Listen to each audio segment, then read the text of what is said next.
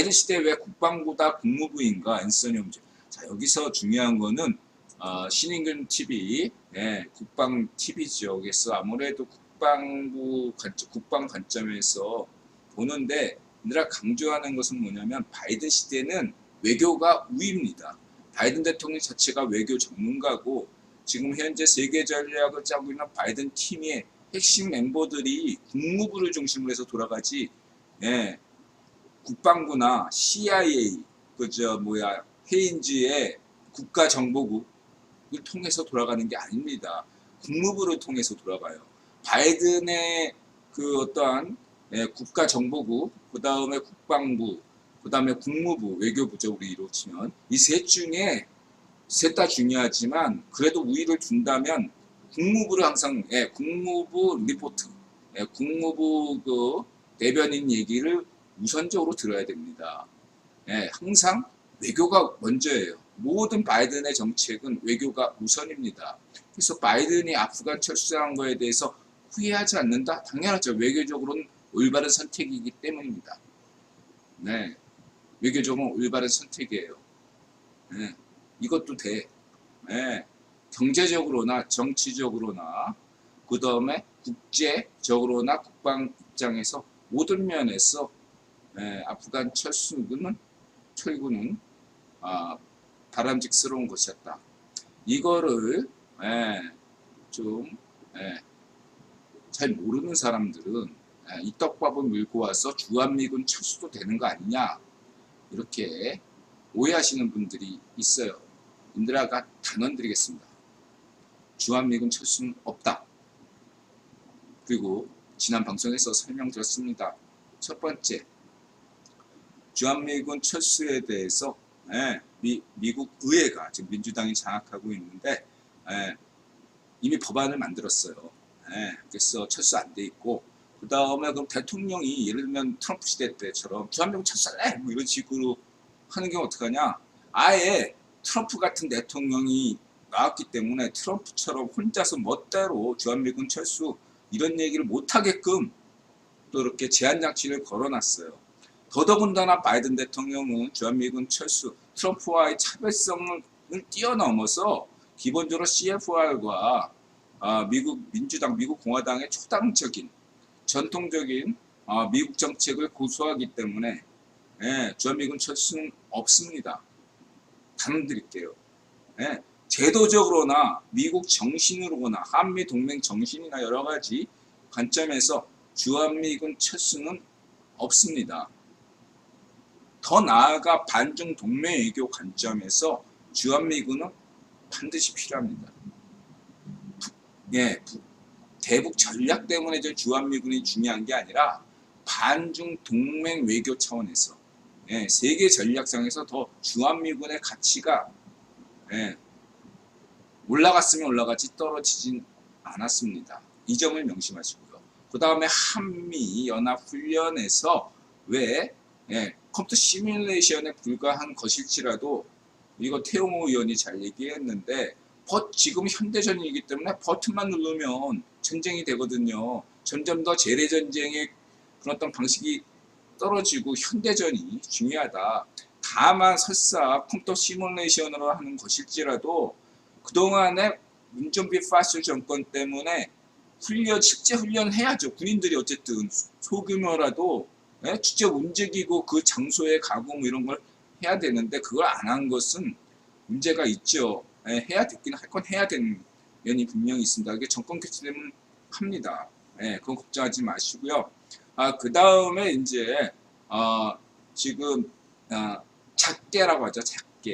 작계가 1970년대부터 점점 진화했어요. 주한미군의 어떤 임무가 그 다음에 한미연합사의 그 주요한 미션이 점점 더 변화화돼 있었다. 그것은 특히 여러분들이 명심해야 될 게 1970년대부터다. 1970년대, 정확히는 1973년입니다. 1973년 이전에는 순전히 방어적이었어요. 진짜로. 100% 방어적이었습니다.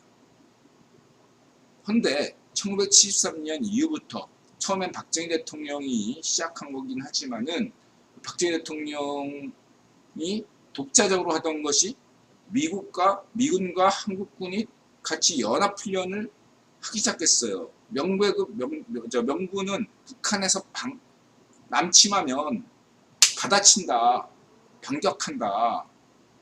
예전에는 방어만 했다는 얘기인데 점점 더 이게 만약에 남침을 하게 되면 북한이 그냥 거기서 이렇게 방어만 하는 게 아니라 압록강까지 간다.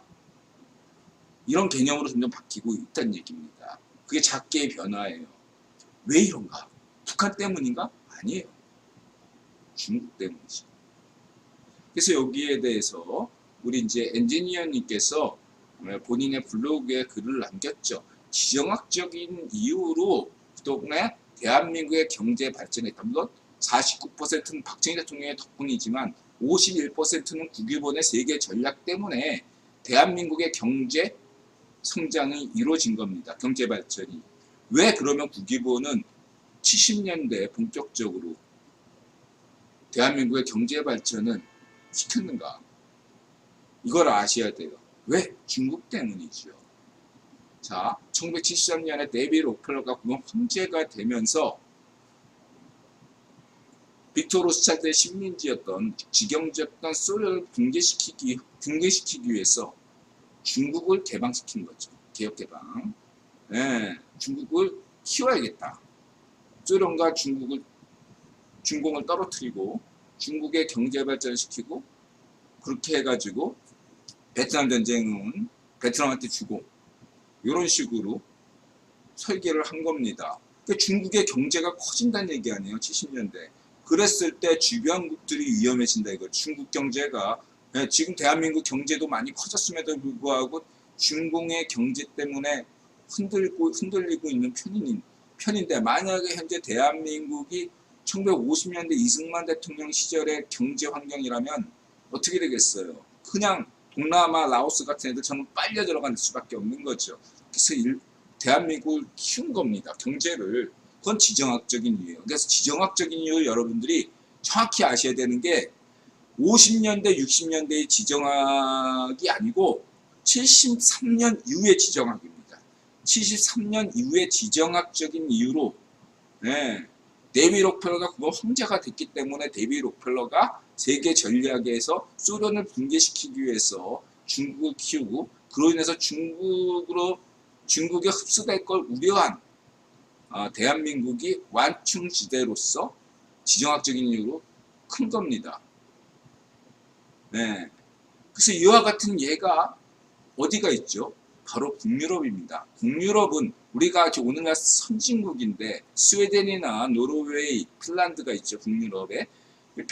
우리가 이 선진국이 수백 년 전부터 선진국으로 알고 있는데 아니죠. 불과 100년 전만 하더라도 스웨덴, 노르웨이는 굉장히 못 사는 나라였어요. 유럽에서도 못 사는 나라에 속해 있었습니다.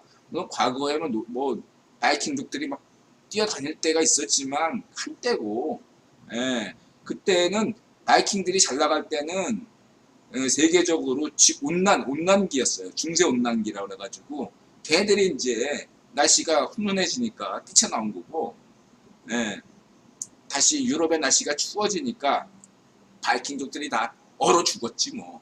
그러다가 쭉 얼어 죽다가 1850년부터 따뜻해지면서 북유럽도 좀 살만해진 겁니다. 아직도 춥지만 북유럽이 뭐냐면 북유본이 소련을 의식해서 의식적으로 북유럽의 전시장, 자본주의 전시장을 만든 겁니다. 그게 북유럽식 민주사회주의 모델이에요. 사회민주주의 모델이 아니라 민주사회주의 모델이다. 이렇게 생각하시면 돼요. 그리고 한국도 마찬가지로 전시장 효과다 이거예요. 그런 역할을 했다. 동아시아에서는 일본이 선진국, 그 다음에 2차 세계대전 이후로 식민지였던 국가에서 가장 경제 발전된 나라가 대한민국. 이렇게 지정학적인 이유로 한 거지 무조건 지정학적으로 우리 몽골 박사 그런 얘기하는데 지정학적으로 그런 데가 경제 발전이 무조건 되는 거 아닙니다. 그러면 우크라이나가 경제 발전되고 동유럽이 경제 발전되고 그래야 되는데 아니 이렇게 적경지라고 지역적이 요인이 많다고 해서 무작정 다 경제 발전 되는 건 아닙니다.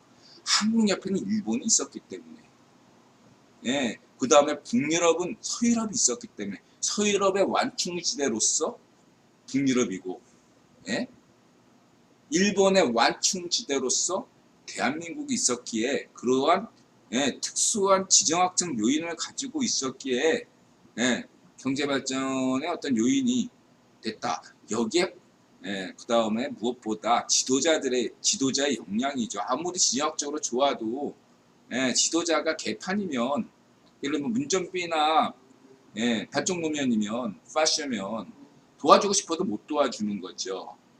박정희 대통령은 사심없이 이랬기 때문에 반미 아베빠들의 질투까지 받을 정도로 뛰어난 지도자, 세계적인 20세기에 10손가락 안에 드는 지도자가 박정희 대통령입니다. 전 세계적으로 10손가락 안에 든다고 저는 확신합니다. 그래서 그러한 지정학적 요인이 있고요. 그리고 엔지니어님이